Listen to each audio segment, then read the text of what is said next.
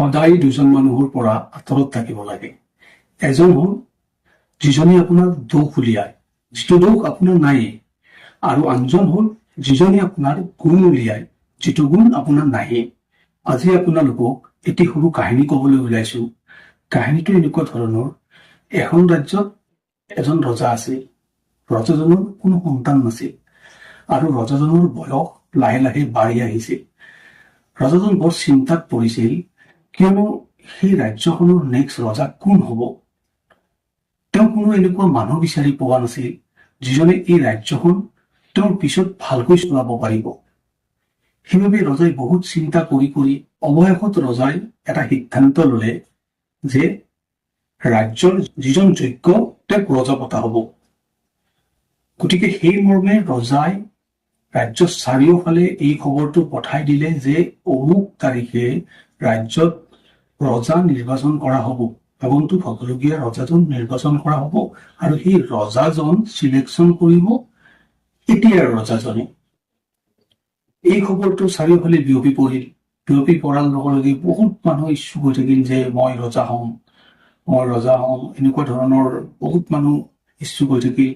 তাৰ মাজতে এখন গাঁৱত এজন খেতিয়কৰ, দুখীয়া খেতিয়কৰ এজন ল'ৰা আছিলে। সেই ল'ৰাজনেও ইচ্ছা প্ৰকাশ কৰিছিলে যে ময়ো ইণ্টাৰভিউ দিব যাম। তেওঁ ভাবিছিল যে এটলিষ্ট মই ৰজা হ'ব নোৱাৰিলেও মই ৰজাজনক লগ পাম, কাৰণ ৰজাজন বহুত ভাল আছিল। সেই গতিকে তেওঁ ল'ৰাজনে সিদ্ধান্ত ললে যে ল'ৰাজনেও ইণ্টাৰভিউ দিবলৈ যাব। কিন্তু ল'ৰাজনৰ এটা সমস্যা হ'ল, ল'ৰাজনৰ কোনো ভাল কাপোৰ নাছিলে। ল'ৰাজনে দেউতাকক ক'লে, দেউতা মই এনেকুৱাকে ভাবিছো, যিটো ইণ্টাৰভিউ হ'ব সেইদিনাখন ময়ো যাম, কিন্তু কথা হ'ল মোৰতো ভাল কাপোৰ নাই।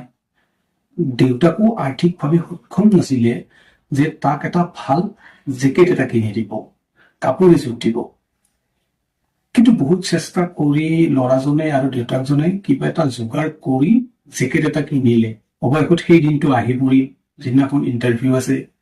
আন মানুহৰ নিচিনা ল'ৰাজনো ওলাই গ'ল ইণ্টাৰভিউ দিবলৈ।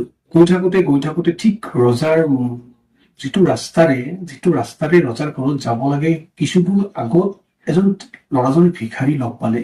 ভিখাৰীজন ঠাণ্ডাত কঁপি আছিল। ভিখাৰীজনক দেখা পাই তাৰ বৰ বেয়া লাগিল, আৰু ভিখাৰীজনেও তাক মাতিলে যে মোক কিবা এটা সহায় কৰা। ল'ৰাজনে বিপাঙত পৰিল।